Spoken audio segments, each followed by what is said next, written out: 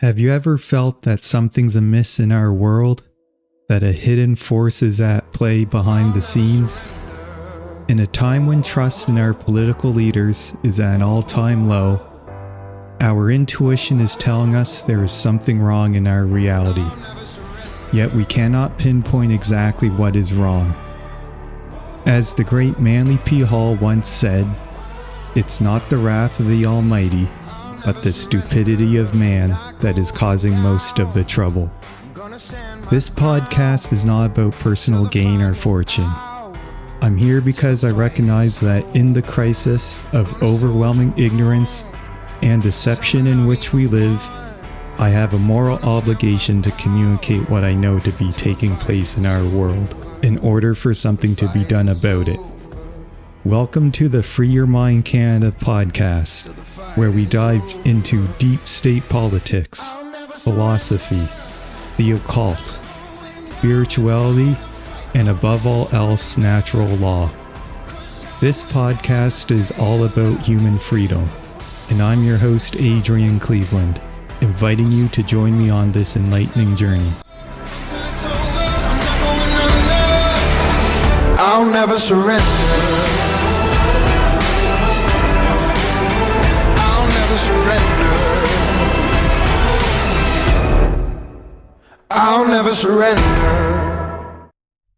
All right, welcome to episode 5 on foreign policy. This is another one of those things that has an ostensible purpose versus a true purpose. So what do we mean by ostensible? Let's define this term again. It's represented or appearing as such, not actually being what appearance indicates, suggesting an appearance to unaided senses, not borne out by rigorous examination or greater knowledge, based on deceptive resemblance or faulty observation, or influenced by emotions that prevent a clear view. So, illusory. So where are we told is the ostensible purpose for foreign policy created by our governments?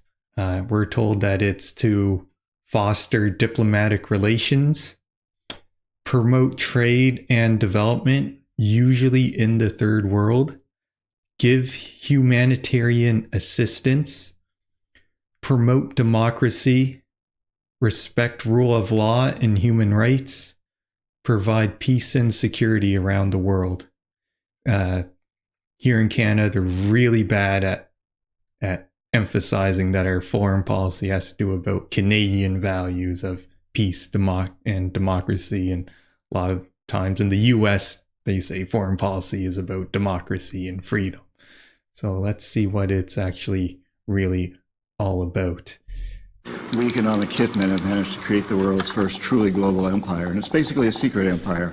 We do it many ways, but principally we identify a country that has resources our corporations covet, like oil, arrange a huge loan to that country from the World Bank or one of its sisters. The money never actually goes to the country, it goes to our own corporations to build big infrastructure projects in that country that help a few very wealthy people, but don't benefit the majority of the people who are too poor to buy electricity or have cars to drive on the highways, and yet they're left holding a huge debt that they can't repay.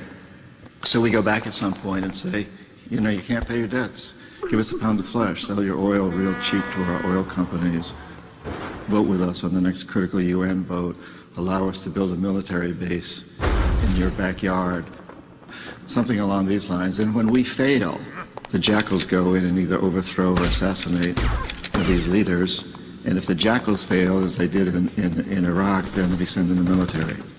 I don't think the failure is capitalism. I think it's a specific kind of capitalism that we've developed. We've created what I consider a mutant, viral form of capitalism. And this mutant form of capitalism, which I think is really a predatory form of capitalism, has created an extremely unstable, unsustainable, unjust, and very, very dangerous world.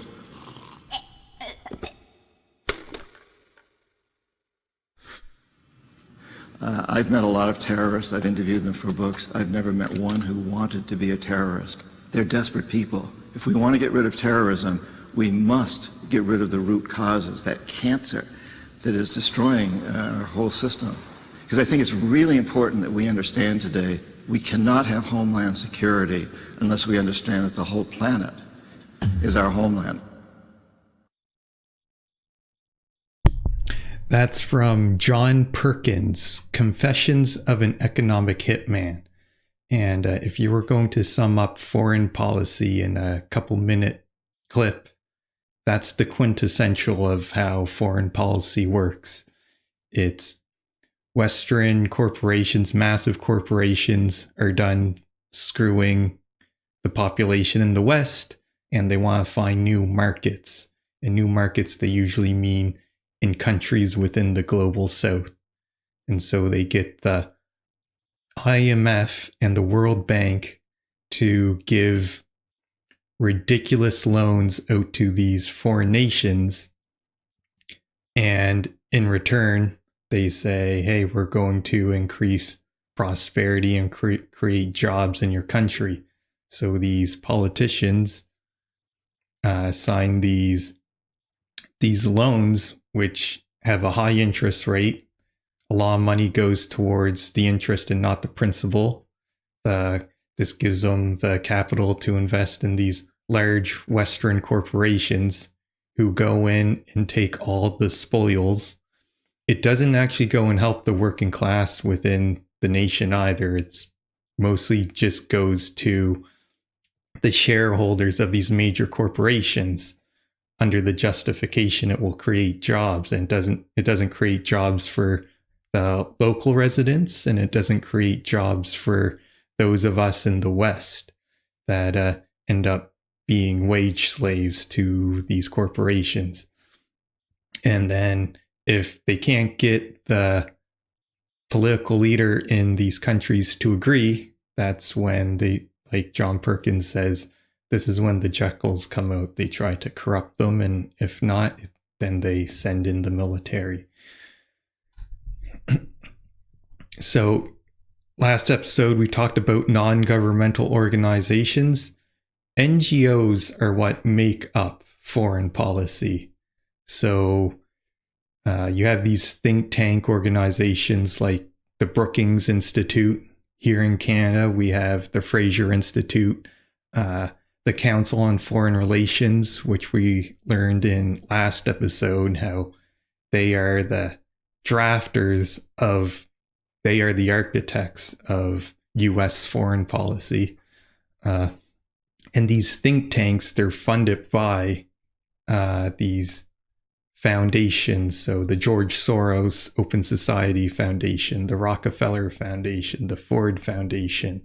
And then you have these rhetorical support groups like so-called human rights organizations and local propagandists and street fronts that look like organizations that are there to do good, and they're really just peddling the propaganda for the corporatocracy.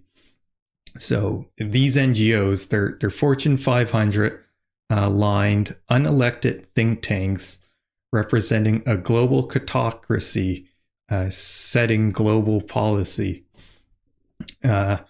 Corporate funded foundations fund both the rhetoric to legitimize this agenda via so-called human rights organizations, as well as funding propaganda and street fronts on the ground in target nations. Once, quote, civil society is set up on the ground, these NGOs interfere with contrived, quote, international institutions, which answer directly to the corporatocracy that created them. So if we go this year, I want to go over this article. It's called Naming Names, Your Real Government, authored by name Tony Cartalucci. He is a blogger. He has a blog called Land Destroyer, and he goes over these NGOs and who's behind it, who are the architects of executive branch foreign policy. So I want to go over this article here because it's pretty well laid out. So he says, this is your real government. They transcend elected administrations, they permeate every political party, and they are responsible for nearly every aspect of the average American and European's way of life. When the left is carried the torch of two neocon wars, which we'll get into what neocon is later on, started yet another based on the same lies peddled by the same media outlets that told you Iraqi WMDs, the world has no choice beyond profound cognitive dissonance but to realize something is wrong. What's wrong is a system completely controlled by a corporate financier oligarchy with financial media and industrial empires that span the globe. If we do not change the fact that we are helplessly dependent on these corporations that regulate every aspect of our nation politically and every aspect of our lives personally, nothing else will ever change. And then he goes on to list some of these NGOs. Not that it's an extensive list, but he hits the major ones. So International Crisis Group. So their background. While the International Crisis Group claims to be, quote, committed to preventing and resolving deadly conflict, end quote, the reality is that they are committed to offering solutions crafted well in advance to problems they themselves have created in order to perpetuate their own corporate agenda. And then he goes on and provides examples of this. And then if you go down, he starts listing the board members and their notable advisors. And then you'll notice it's a pattern here. It's the same high-level corporatocracy elitists on all these lists of boards. So you got, look at that, George Soros, board member of this NGO. And then you have an advisor, Brzezinski, another CFR a-hole who was part of the State Department and funded rebels within Afghanistan, which we would later go on to know as the Taliban. And then you have the foundation supporting it, like the Rockefeller Foundation and the Carnegie Foundation. And you'll notice it's the same clique of, like I said, high-level international bankers and corporations. So the Brookings Institute. Within the library of the Brookings Institution, you will find the blueprints for nearly every conflict the West has been involved with in recent memory. What's more is that while the public seems to think these crises spring up like wildfires, those following the Brookings corporate-funded studies and publications see these crises coming years in advance. These are permeated, meticulously planned conflicts that are triggered to usher in premeditated, meticulously planned solutions to advance Brookings corporate supporters who are numerous. The ongoing operations against Iran, including US-backed color revolutions, US-trained and backed terrorists inside Iran, and crippling sanctions were all spelled out in excruciating detail in the Brookings Institution report, Which Path to Persia? The more recent US Security Council resolution in 1973 regarding Libya uncannily resembles Kenneth Pollock's March 9, 2011 Brookings report titled The Real Military Operations in Libya.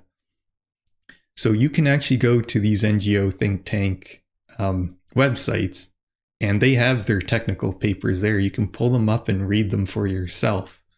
And if you read these technical papers, like in the news, when you see a conflict, the news is telling us this conflict was just happened out of thin air, and it just so happens to be a coincidence that this conflict has happened, when really it's been spelled out in their think tank NGO papers for a really long time. It's just a matter of them implementing it.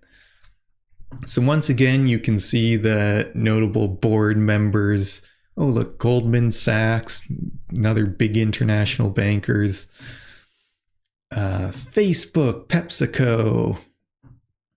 Then their experts, foundations and governments. So the Ford Foundation, the Bill and Melinda Gates Foundation, the Rockefeller Foundation. Banking and finance, you got the Bank of America, Citibank, Goldman Sachs, H&R Block, the Rothschilds, international bankers again.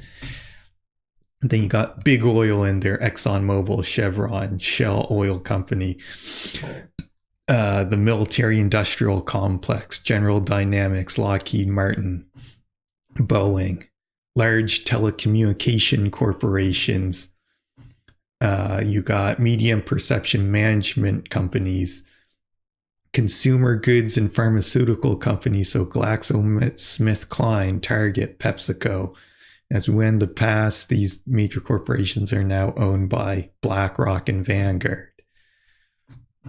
The Council on Foreign Relations, so we had an introduction of it in the last episode, and as you've seen, they are the ones that draft U.S. foreign policy. People totally unelected by the people, telling the government what to do. A better question would be, who isn't in the Council on Foreign Relations? Nearly every self-serving career politician, their advisors, and those populating the boards of the Fortune 500 are CFR members.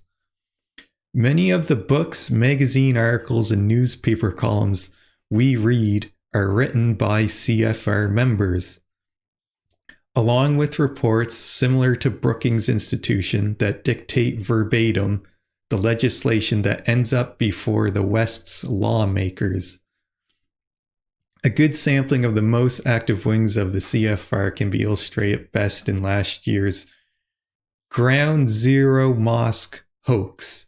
So this article was back a few years ago, where CFR members from both America's political right and left feigned a heated debate over New York's so-called Cordoba House near the three failed World Trade Center buildings.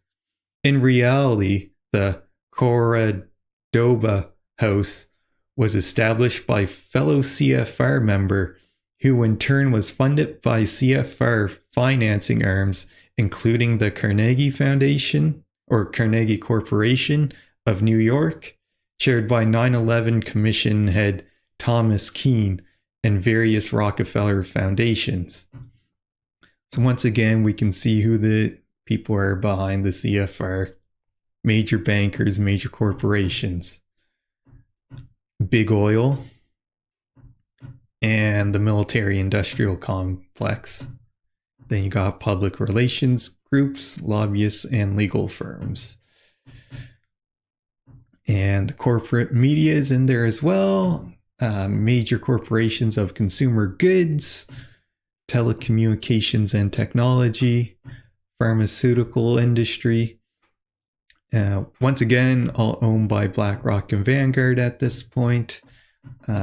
So next NGO he has here is the Chatham House, which I won't get into reading it all here, but essentially the Chatham House is like the CFR, and they network with one another. GlaxoSmithKline is in the Chatham House as well. So all the medical journals and papers you get come from Chatham House, and Chatham House is funded by major pharmaceutical corporations. And once again, you can see who the notable corporate members are.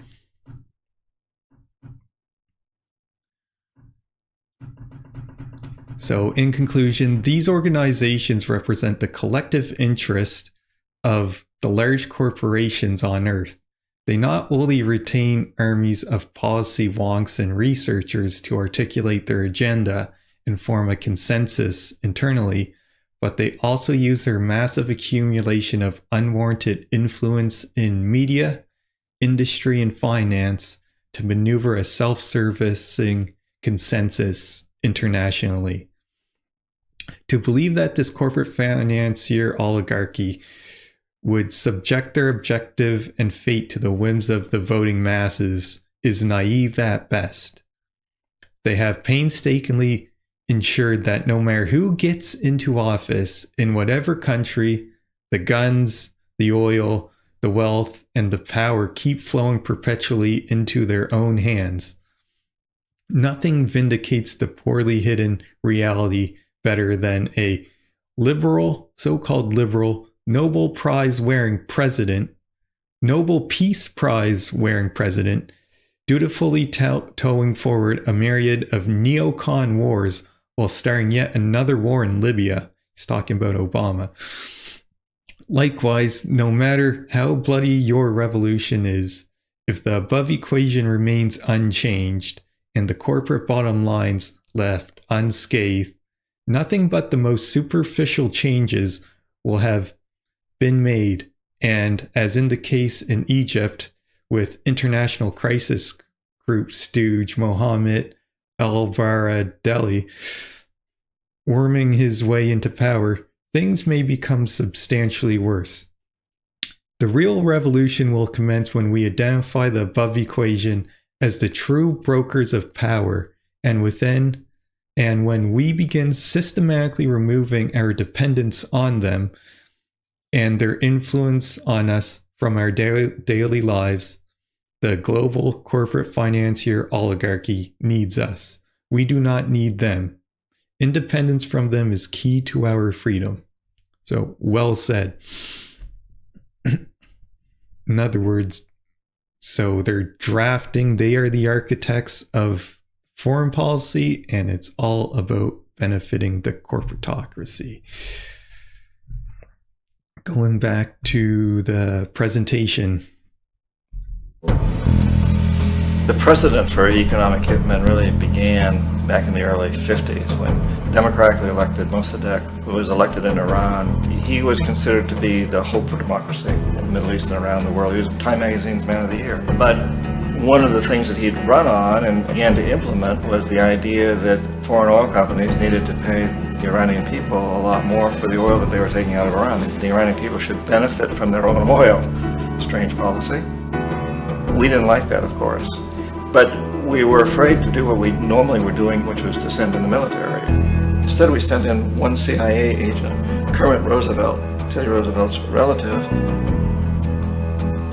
And Kermit went in with a few $1 million and was very, very effective and efficient. And in a short amount of time, he managed to get Mossadegh overthrown and brought in the Shah of Iran to replace him, who always was favorable to oil. And it was extremely effective. Mobs overflow Tehran. Army officers shout that Mossadegh has surrendered and his regime as virtual dictator of Iran is ended. Pictures of the Shah are paraded through the streets as sentiment reverses. The Shah is welcomed home. So back here in the United States, in Washington, people looked around and said, wow, that was easy and cheap. So this established a whole new way of manipulating countries, of creating empire. The only problem with Roosevelt was that he was a card-carrying CIA agent, and had he been caught, the ramifications could have been pretty serious. So very quickly at that point, the decision was made to use private consultants to channel the money through the World Bank or the IMF or one of the other such agencies, to bring in people like me who worked for private companies, so that if we got caught, there would be no governmental ramifications.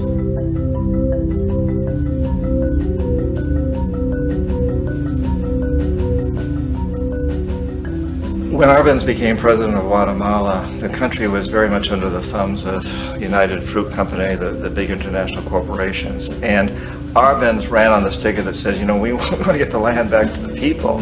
And once he took power, he was implementing policies that would do exactly that, give land rights back to the people. United Fruit didn't like that very much. And so they hired a public relations firm, launched a huge campaign in the United States to convince the United States people, the citizens of the United States, and the press of the United States, and the Congress of the United States, that Arbenz was a Soviet puppet, and that if we allowed him to stay in power, the Soviets would have a foothold in this hemisphere. And that at that point in time was a huge fear on everybody's mind, the Red Terror, the communist terror. And so, to make a long story short, out of this public relations campaign came a commitment on the part of the CIA and the military to take this man out. And in fact, we did. We sent in planes, we sent in soldiers, we sent in jackals, we sent everything in to take him out, and did take him out. And as soon as he was removed from office, the new guy that took over after him basically reinstated everything to the big international corporations, including United Fruit.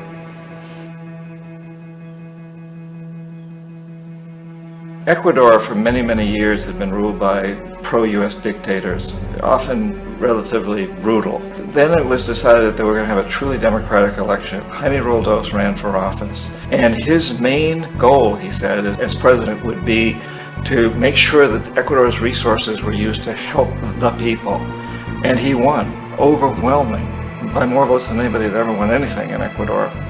And he began to implement these policies to make sure that the profits from oil went to help the people. Well, we didn't like that in the United States. I was sent down as one of several economic hitmen to change Roldos, to corrupt him, to bring him around, to let him know, okay, you can get very rich, you and your family, if you play our game, but if you continue to try to keep these policies you've promised, you're going to go. He wouldn't listen. He was assassinated. As soon as the plane crashed, the whole area was cordoned off. The only people allowed in were U.S. military from a nearby base and some of the Ecuadorian military. When an investigation was launched, two of the key witnesses died in car accidents before they had a chance to testify. A lot of very, very strange things that went on around the assassination of Jaime Roldos. I, like most people who've really looked at this case, have absolutely no doubt that it was an assassination. And of course, in my position as an economic hitman, I was always expecting something to happen to Jaime, whether it be a coup or assassination, I wasn't sure, but that he would be taken down because he was not being corrupted. He would not allow himself to be corrupted the way we wanted to corrupt him. Omar Torrijos, president of Panama, was, one of my favorite people. I really, really liked him. He was very charismatic. He was a guy who really wanted to help his country. And when I tried to bribe him or corrupt him, he said, look, John, he called me Juanito. He said, look, Juanito, I don't need the money.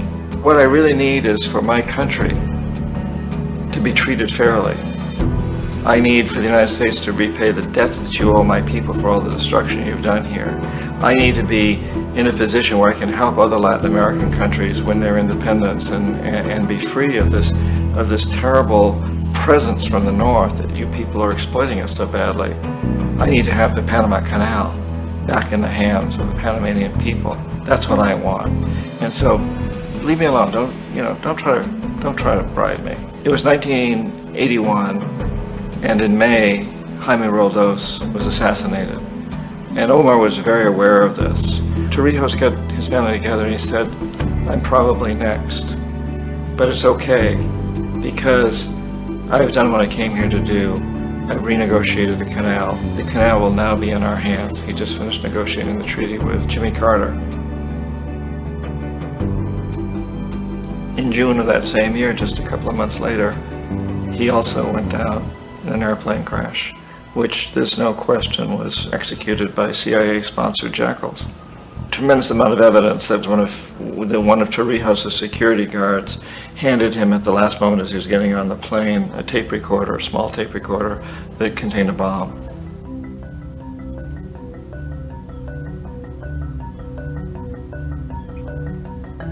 It is interesting to me how this system has continued pretty much the same way for years and years and years, except the economic hitmen have got better and better and better. Then we come up with, very recently, what happened in Venezuela. In 1998, Hugo Chavez gets elected president, following a long line of presidents who had been very corrupt and basically destroyed the economy of the country. And Chavez was elected amidst all that. Chavez stood up to the United States And he's done it primarily demanding that Venezuelan oil be used to help the Venezuelan people. Well, we didn't like that in the United States. So in 2002, a coup was staged, which there's no question in my mind, and most other people's minds, that the CIA was behind that coup.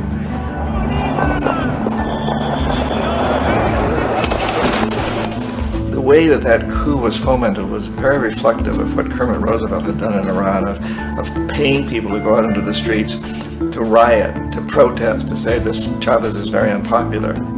You know, if you can get a few thousand people to do that, television can make it look like it's the whole country, and things start to mushroom.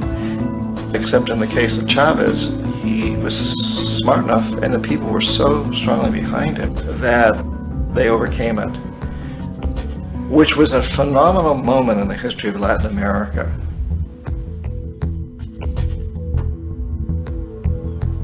Iraq actually is a perfect example of the way the whole system works. So we economic hitmen are the first line of defense. We go in and we try to corrupt governments and get them to accept these huge loans, which we then use as leverage to basically own them.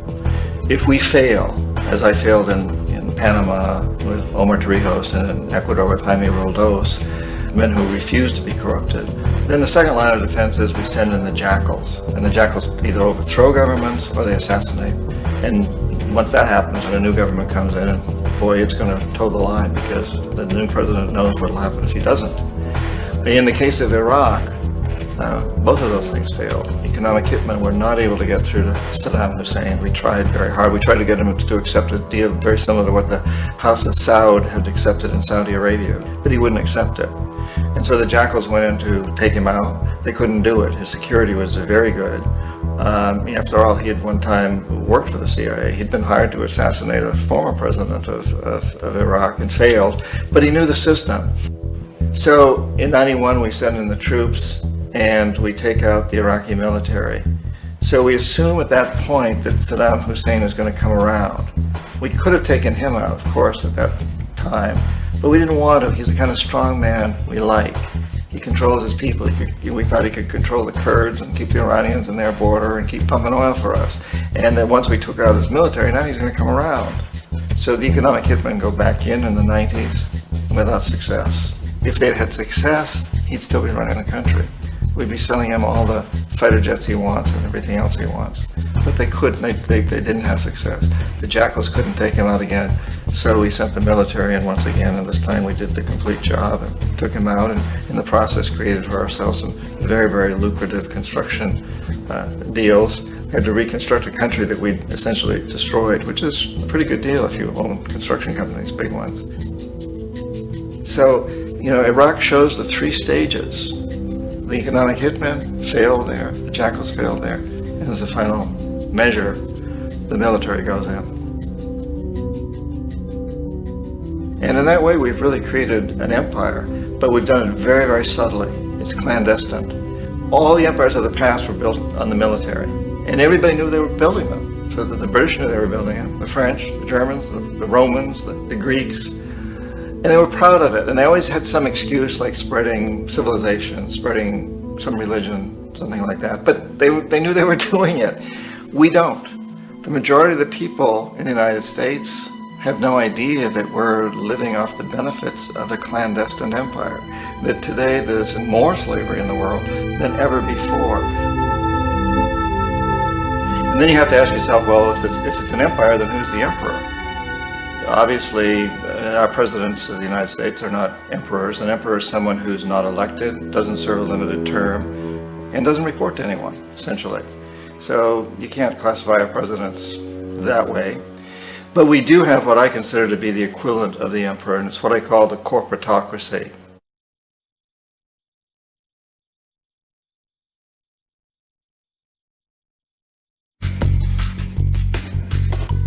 This process of manipulation by the corporatocracy through the use of debt, bribery, and political overthrow is called globalization.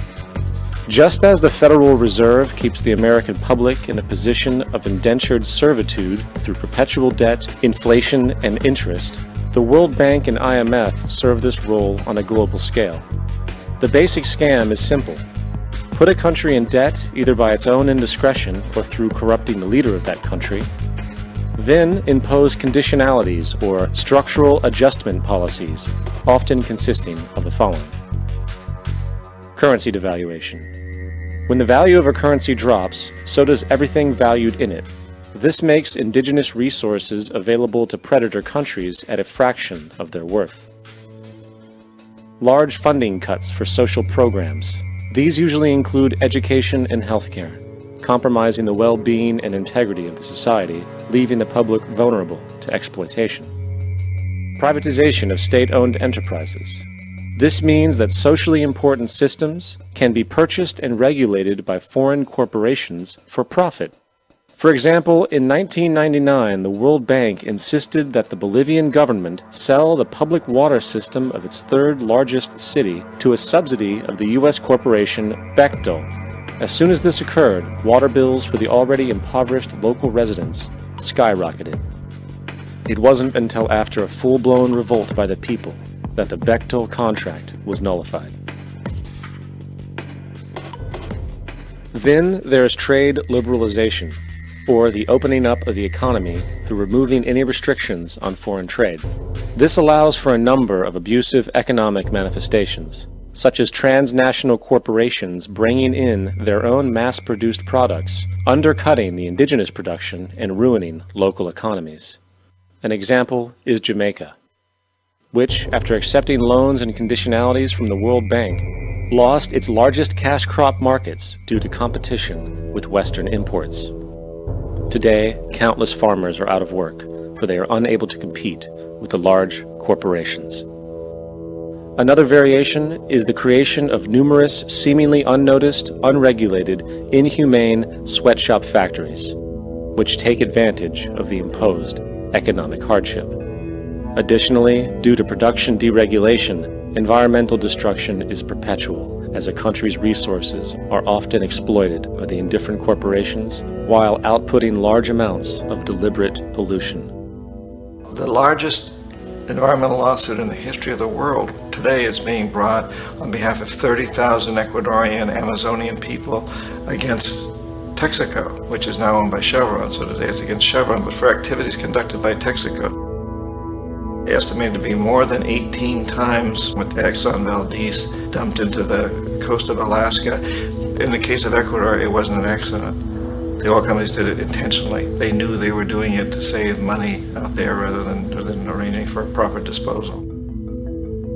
Furthermore, a cursory glance at the performance record of the World Bank reveals that the institution, which publicly claims to help poor countries develop and alleviate poverty, has done nothing but increase poverty and the wealth gap, while corporate profits soar.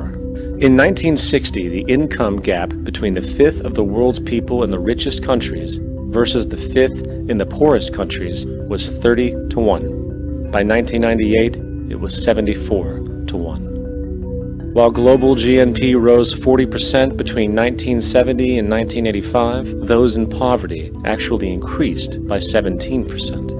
While from 1985 to 2000, those living on less than $1 a day increased by 18%.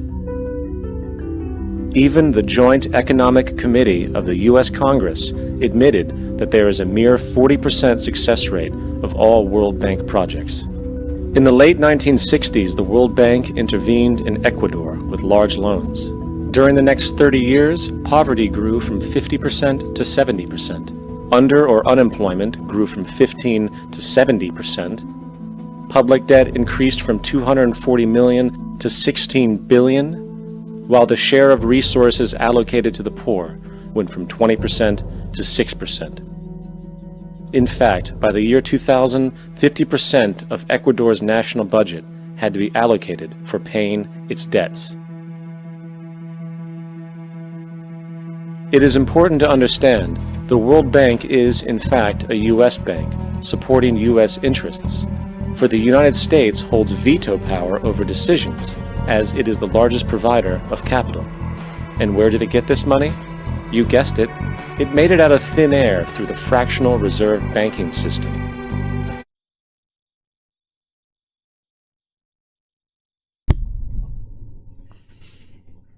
So there you have it. You have the overthrow of Mossadegh in Iran for what's now known as BP oil, used to be British petroleum oil. And that was really the first coup done by the United States. And as John Perkins said, far more effective than sending an entire military, because it's hard to justify to the population going to war in country after country after country. And this really was the start of the US overthrowing governments all over the world and claiming that they're for democracy when they're doing the exact opposite. And then that allows these multinational corporations come in, and with their trade liberalization policies, keeps the entire country poor and their citizens poor. And we wonder why the rich keep getting richer and the poor keep getting poorer. It's because these multinational corporations have the US government, international bankers, and the intelligence and security agencies of the US government backing them, taking resources by force. It's a well-crafted plan. Let's go over some of the types of foreign policy methods. This one here is called realpolitik, or in other words, might makes right. Created by Henry Kissinger, and it's in his book Diplomacy. He was an advisor of the State Department, Bilderberger member, recently died. There's a special place in hell for this guy. He is a war criminal. People should look into him, see what he was up to. So with realpolitik, it was based on might makes right. So it removes morality from policy decisions. The logic behind it was, if the desired outcome, they got the desired outcome from their objective, if that was achieved, the policy was good. If the desired outcome was not achieved, the policy was bad. In other words, they didn't care what they did. They had no moral bearing on their decision making. The moral and legislative laws that limit the actions of, and they considered the moral and legislative laws that limit the actions of ordinary men do not apply to a select few. So they were saying, when it comes to foreign policy, we only care, our objective is, we only care that it works or it doesn't work. We don't care if it's criminal or immoral. Those moral principles that we apply to everyone in everyday society do not apply to us select few that are being the chess masters of the world. And of course, when it comes to these immoral actions, they always find a justification for it. And those that look just like, you'll see that as a common theme throughout us discussing who's in control, whether it's the technocracy that we discussed in the last episode or this episode in foreign policies. The people that are running the show always find justification for them to be in power. And it's never about caring for other individuals or increasing freedom or increasing their rights. It's all about them restricting those so they can have more power to achieve what they want to achieve under some guise of a moral justification. And that's how all tyrannies operate. Also, Henry Kissinger is the mentor of Klaus Schwab of the World Economic Forum. So he's just passing the torch on over. So back to realpolitik. This, of course, is the same position held by past rulers who justified theft, deceit, torture, slavery, and slaughter in the name of God.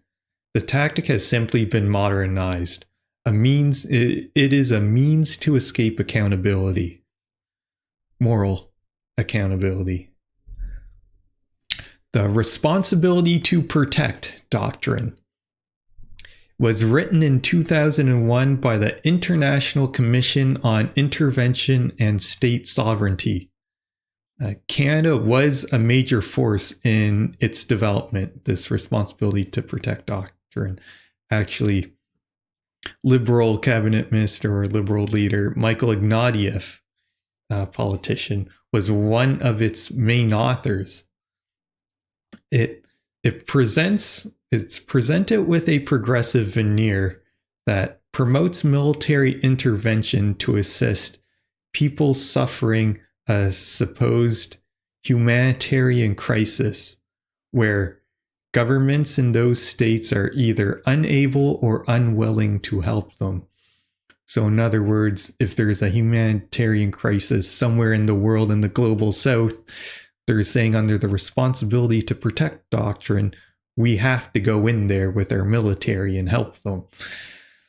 And the issue with this is it destroys the principle of nation state sovereignty, and responsibility to protect really provides the government a whatever justification for war. So they say, oh, that's an impoverished nation. I think they need security. Let's send in our military.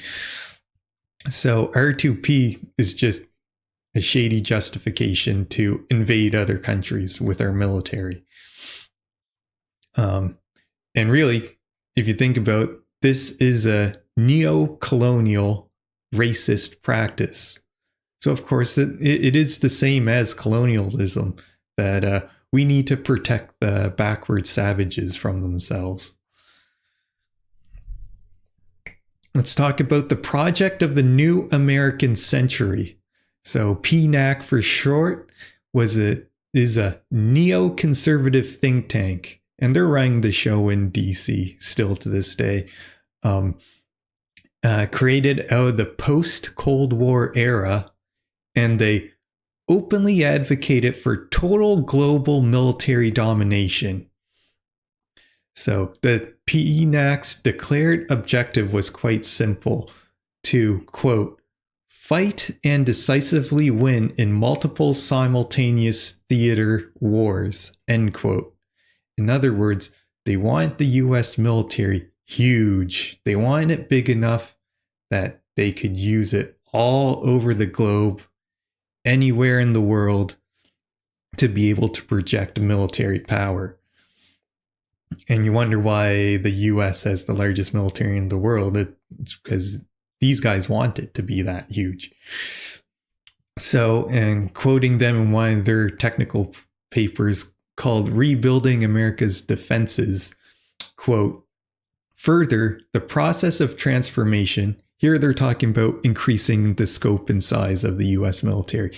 So, quote, further, the process of transformation, even if it brings revolutionary change, is likely to be a long one, absent some catastrophic and catalyzing event like a new Pearl Harbor.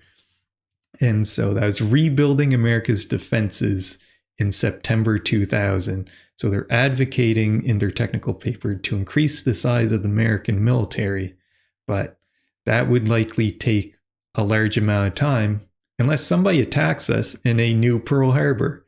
And what you know, September 11th, 2001, year after this report, all of a sudden they had their justification. What a coincidence. The problem is there is no coincidences when it comes to what is happening on the world stage. Let's talk about humanitarian aid. So you have in the US, it's the United States agency, USAID. And here in Canada, it's called the International Development Agency, or it was called that. They've changed the name of it now. I think it's called Foreign Affairs, but government's really good at changing the names of programs that they're doing and doing the exact same thing. And so usually when you turn on the news and you hear of a humanitarian crisis somewhere in the world and you hear that Canada or the United States is giving aid to this country, but the reality of it is quite different. So humanitarian aid seeks to end extreme poverty and to promote resilient democratic societies while advancing our security and prosperity. The issue with this is the amount of money or aid going to the global south is marginal compared to the debt payments going back to the north from the International Monetary Fund and the World Bank. So here we are pretending we're helping these poor impoverished countries in the global south. We give them mine and yours tax dollars, and really that money is going right back into the pockets of the international bankers to service a small sliver of their debt. So that aid money does not go to help individuals. And so aid merely promotes the interests of the North's foreign policy and is used by the intelligence community to overthrow existing governments to, quote, promote democracy. And then if you look at what countries that this aid, so-called aid our government is sending or going to, you will notice that our multinational corporations have interests in those countries that we are sending aid to. Let's talk about the National Endowment for Democracy, or NED for short. It was created to, quote, encourage the establishment and growth of democratic development, end quote. And so it's there to provide money to support so-called democracy in foreign nations. But really what it is it's a front for funding CIA activities inside target countries. And they were all too happy to admit this. You got, and I quote, a lot of what we do today was done covertly 25 years ago by the CIA, end quote, Alan Weinstein.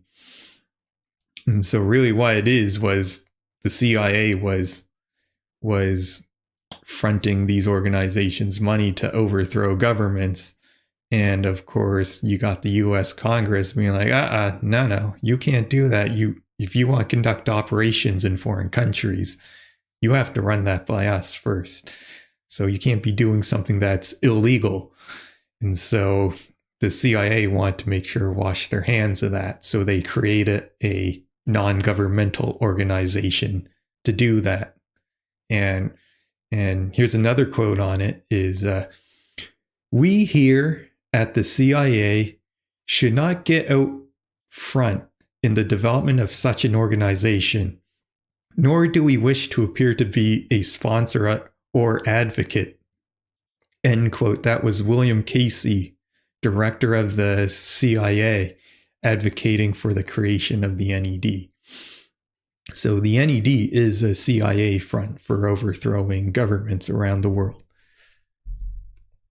Some of NED's operations include bankrolling the Project Democracy program that became the core of Oliver North's secret government during the Iran-Contra years, manipulating the elections in Nicaragua in 1990 to oust Ortega and the Sandinistas, overthrowing the governments of Bulgaria in 1990 and Albania in 1991, and backing every major color revolution of the modern period, from the Rose Revolution in Georgia to the Tulip Revolution in Kyrgyzstan and Orange Revolution in Ukraine a decade ago, to the recent unsuccessful Electric Yerevan in Armenia, and many others in between.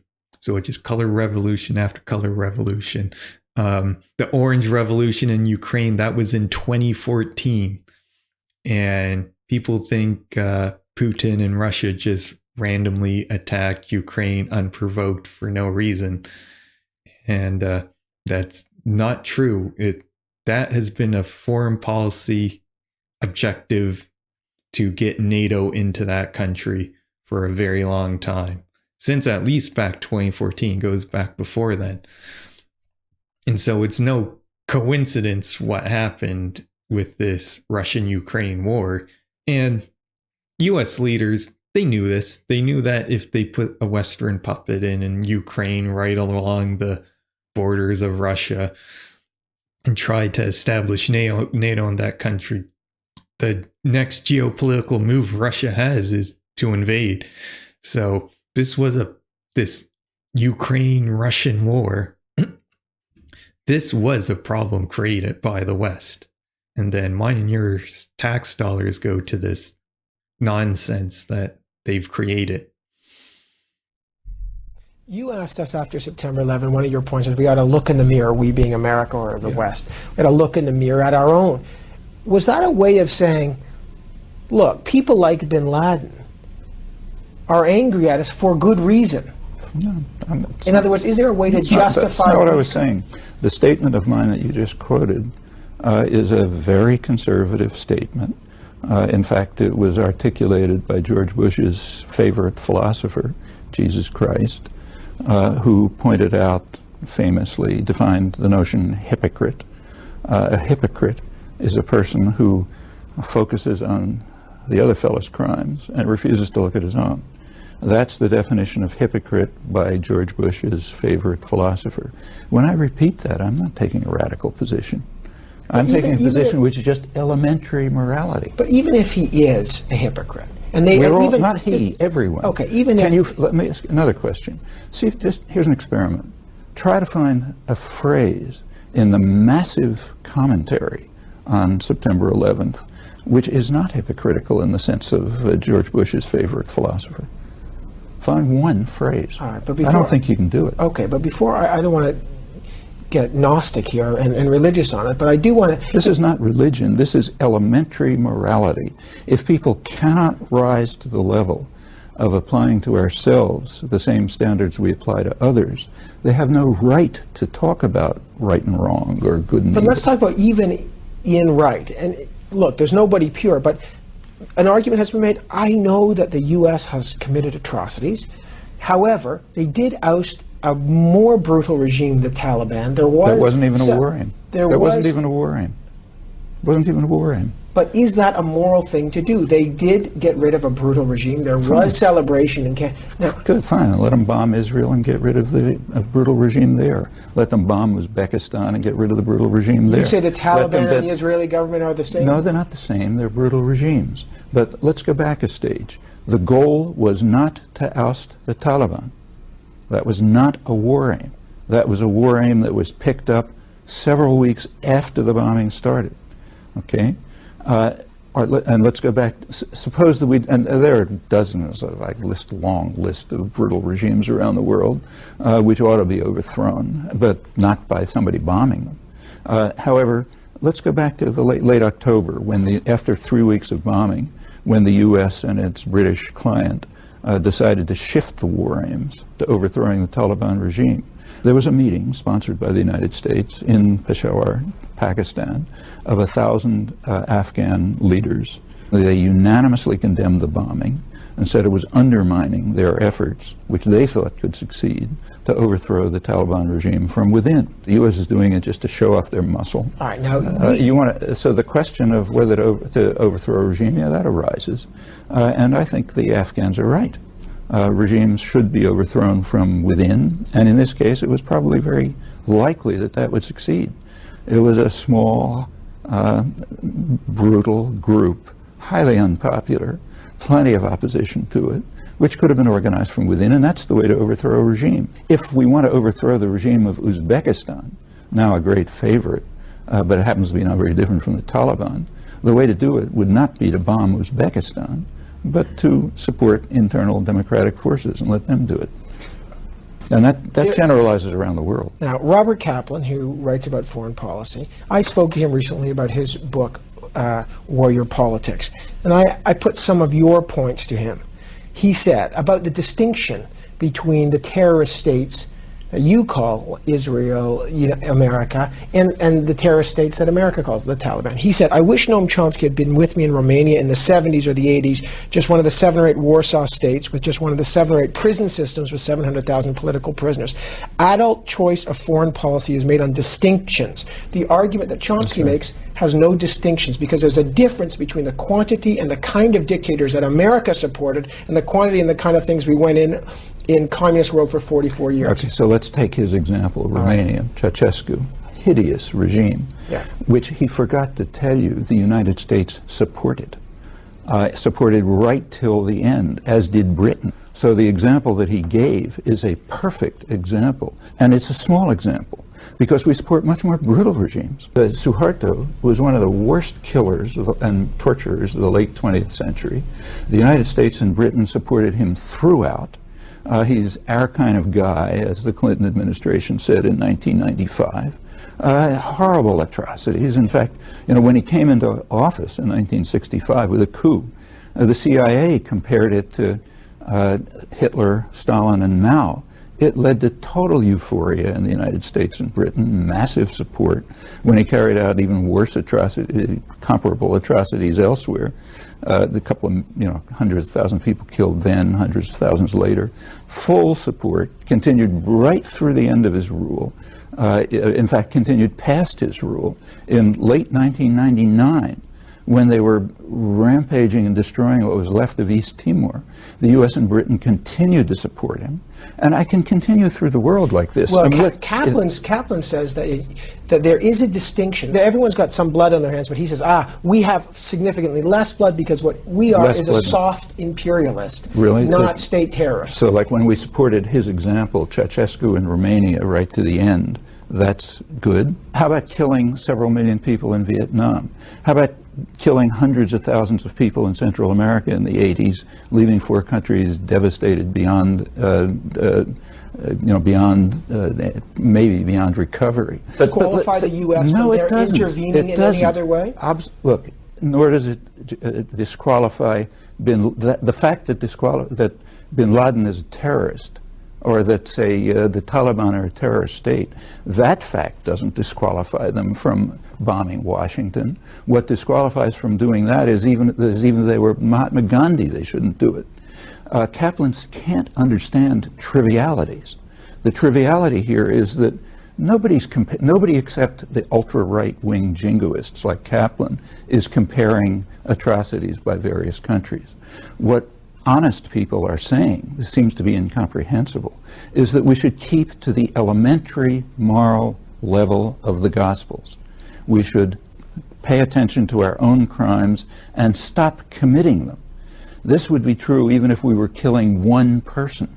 Okay, and it's even more true when we're killing millions of people. Let's bring it to the bigger picture than just because the question, he says, we all agree with the Gospels. This is, and then he doesn't. But he says, look, does. I believe in a Hobbesian world. This is what he says. So is he saying we should overthrow it's nasty. If you leave people alone, they'll kill each other. Yeah. And that's why what you need, what he calls, is an organizing hegemon, an overweening power, which is always us. Yeah, which is always us, he says. Right, because and why is it us? Because we have the power. And we have a massively subservient intellectual class, of which he's an illustration, which will support U.S. atrocities no matter how awful they are. But he says this is real politics. That Chomsky's off in another land with his gospel, that he says, forget gospel. I'm talking about the most elementary morality. If a person doesn't understand that, they have no right to talk. Okay? If you don't understand that you pay attention to your own crimes, you have no right to talk. He talks about Machiavellian virtue. Sometimes we do a bad thing to protect our democratic and our good institutions and a just society. Yes. Now, how are we protecting our democratic institutions by supporting mass slaughter in southeastern Turkey in the last few years? Was that supporting our democratic institutions? Was it supporting our democratic institutions? Not ours, but anybody. Would Kaplan argue that the nation state has a right to use any means necessary to protect its sovereignty? Oh, then he's justifying Milosevic. He's saying Milosevic had the right to do anything he wanted to repress the Kosovars in Albania. Is that what he's saying? Do we need a constabulary, a force, a central force? In this case, it's America because it's the superpower, to sometimes use unjust means in the service of just causes. What are the just causes? What was the just cause in, for example, slaughtering Kurds in southeastern Turkey? What was the just cause? What was the just cause in supporting Suharto when he killed a couple 100,000 landless peasants in Indonesia, went on to become one of the biggest torturers in the world, and then slaughtered a third of the population of East Timor? What was the just cause? What was the just cause when we invaded South Vietnam 40 years ago? This is the 40th anniversary of the public announcement of the U.S. attack on South Vietnam, ending up killing millions of people, leaving the country devastated. They're still dying from chemical warfare. What was the just cause? What was the just cause when we fought a war to a large extent against the Catholic Church in Central America in the 1980s, killing hundreds of thousands of people, every imaginable kind of torture and devastation? What was the just cause? Can I continue? Yeah, the just cause for people like Kaplan is we did it. Therefore, it's a just cause. You can read that in the Nazi archives, too. Hitchens says we've seen the enemy, and the enemy isn't us. It's the Islamic fascists.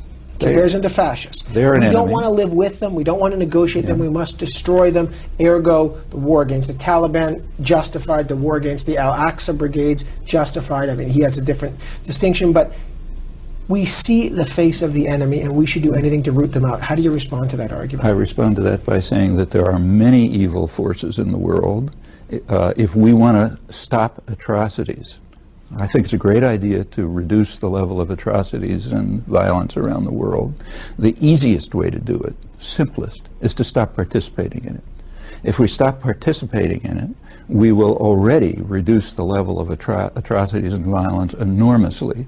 And if we can ever reach the moral level, minimal moral level, of terminating our own massive participation in atrocities, then we can move to another question of what we do about the atrocities of others. And I think it's right to deal with them. Yes, there is an enemy. There are people who carried out crimes against humanity, and there are ways to deal with crimes, not by bombing another country and putting millions of people at the risk of starvation. That's not a way to deal with crimes. When the U.S. was condemned for international terrorism in Nicaragua, and then vetoed a security, and dismissed the condemnation by the World Court, of course, and escalated the crimes, and vetoed a Security Council resolution calling on it to observe international law. The right reaction for Nicaragua was not to say, we have seen the enemy and we must destroy them, so therefore let's set off bombs in Washington. But if it's wrong for them, it's wrong for us. Again, by elementary moral standards. So we should ask, well, what was right for them? And which would be right for us? And I think they couldn't do what was right for them because we blocked it. We're too powerful. But we could do what was right for them, and we never even considered it because we don't rise to that minimal moral level.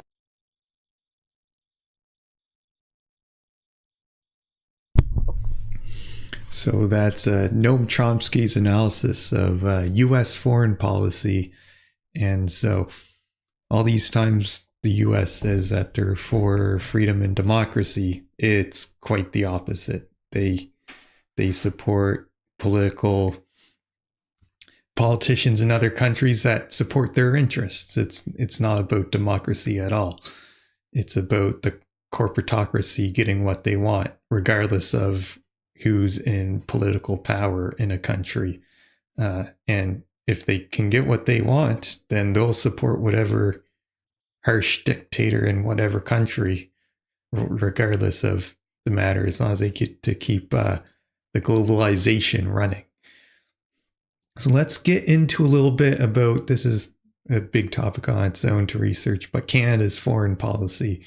Because the United States gets a lot of the criticism and a lot of the flack.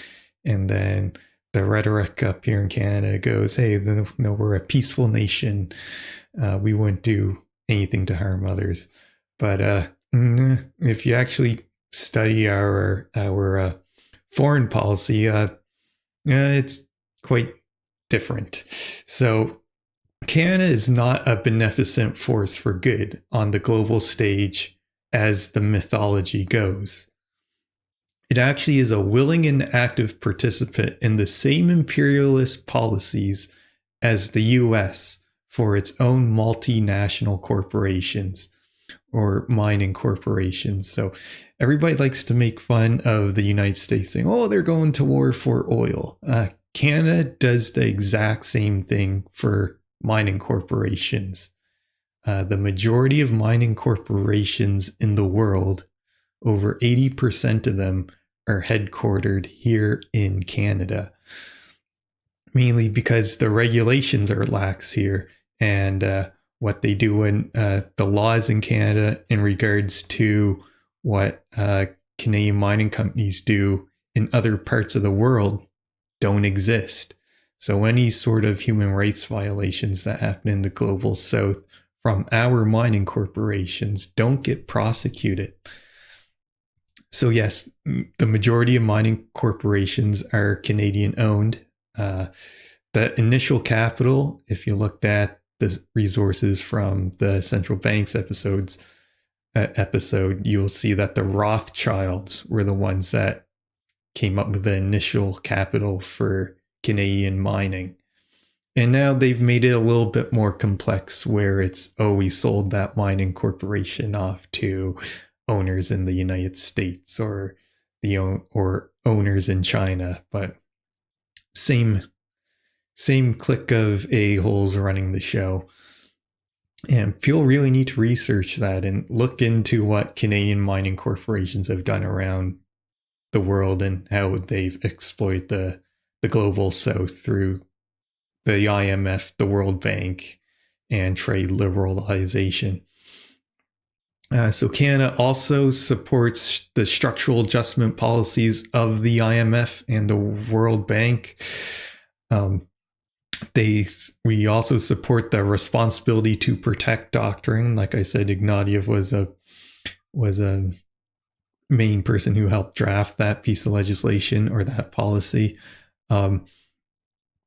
Canada also uses aid for foreign policy goals through the agency CIDA.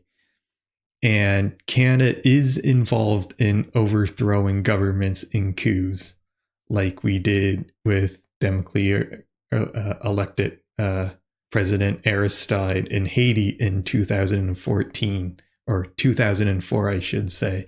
JTF2 was the ones that secured the airstrip to fly that guy away. So it's an extensive topic, but people really should research more on it and read up. This is what our governments are doing in our name and throwing our tax dollars at. It's a couple of good books on it. Author Todd Gordon, his book Imperialist Canada, really good read. You'll notice if you've been looking at the resources at the end of each of my presentations, I've added this book. That book is my quintessential book to go to when understanding Canadian policy. So he goes over domestic policy, foreign policy, and what mining corporations are up to. So if you believe in so-called representative democracy and doing your job and educating yourself on what our government is doing and what our policies represent, you need to go and get that book and read it. Another good book is author Yves Angler. He's put out several books. You should check out his website, but he has a book called The Black Book of Canadian Foreign Policy. And he lists all the different countries we've had foreign policy in over the years and how those interests were all about supporting corporations. They now started their own little group, own little website. They have a YouTube channel. It's called the Canadian Foreign Policy Institute. So a group of individuals concerned with Canadian foreign policy. Yves Angler's on there. You should check out their content and learn more. And a lot of times when we discuss the history of different institutions and what governments are up to, people make the argument, oh, well, that was back then. They don't do that anymore. This is now. And that's simply not the case. it really is the same rinse and repeat foreign policy over and over again, because they're never challenged on it because people are ignorant of it. So here's a prime example here. This was the recent foreign policy that came out of the Trudeau administration with Deputy Prime Minister Christina Freeland on the Indo-Pacific region. And it has the same like propagandist lofty goal wording that we always hear from the government. So this Indo-Pacific region policy, now you understand foreign policy, you should be able to read through the propaganda and see what it actually means. So once again, lofty goals of, quote, promoting peace, resilience, and security.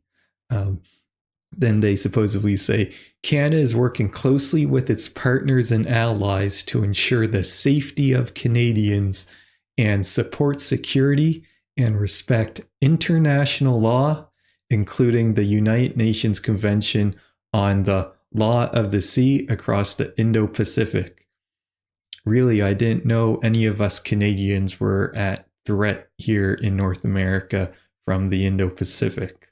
Last I checked, none of them were trying to invade us or trying to kill us. It's rather interesting that the government of Canada thinks we need security from them.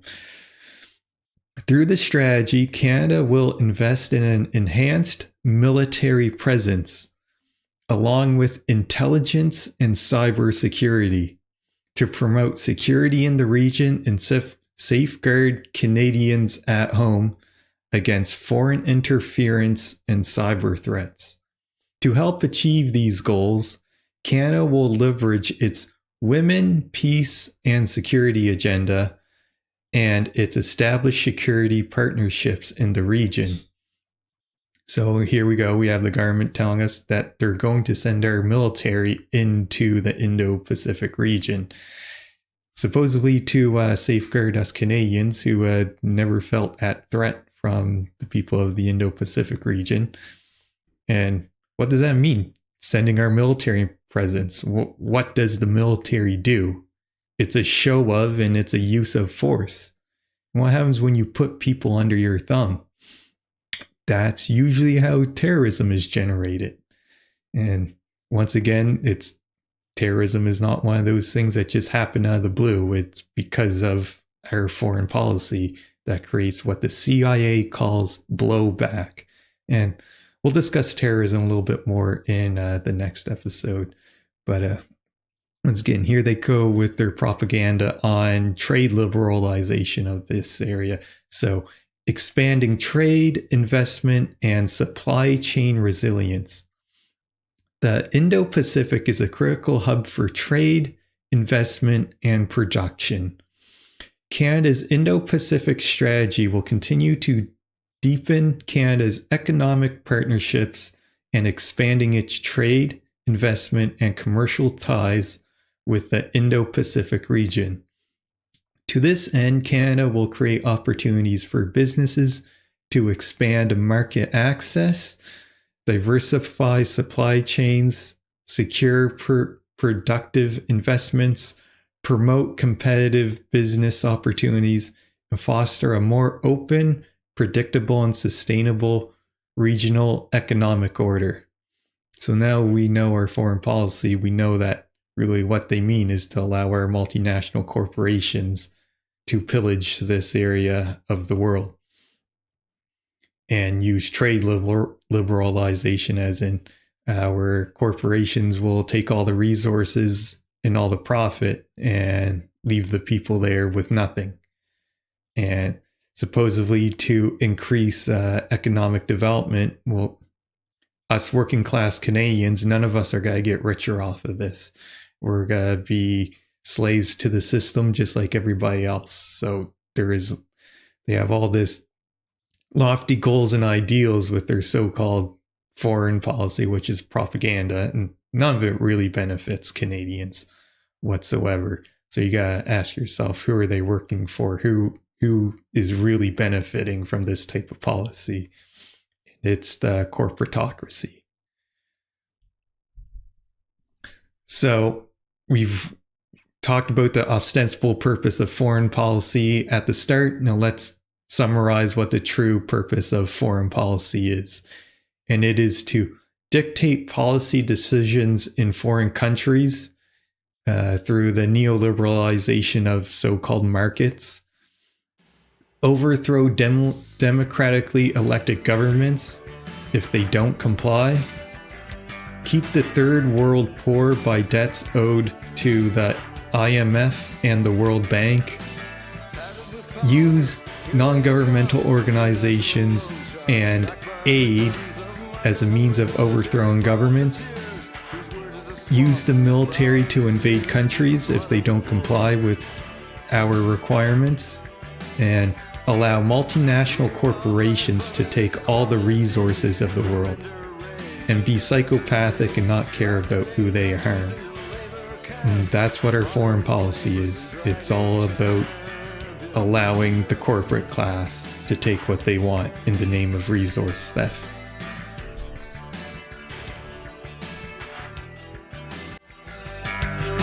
Sinister, cynical instrument who makes the gun into a sacrament.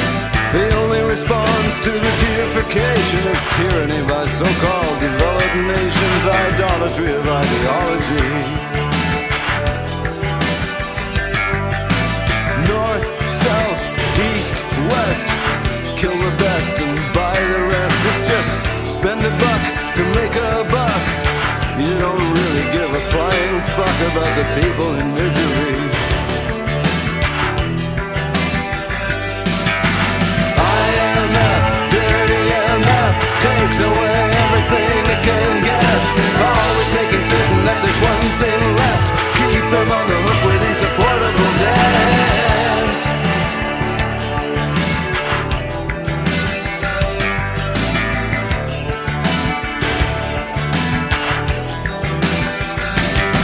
See the paid off local bottom feeders passing themselves off as leaders. Kiss the ladies, shake hands with the fellows, and it's open for business like a cheap bordello. And they call it democracy. And they call it democracy. And they call it democracy. And they call it democracy. You see the loaded eyes of the children too, trying to make the best of it the way kids do. One day you're gonna rise from your habitual feast to find yourself staring down the throat of the beast they call a revolution. IMF, dirty MF, takes away everything it can get. Always making certain that there's one thing left. Keep them on the hook with insupportable debt.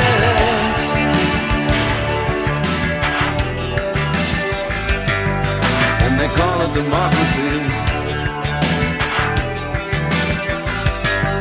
And they call it democracy.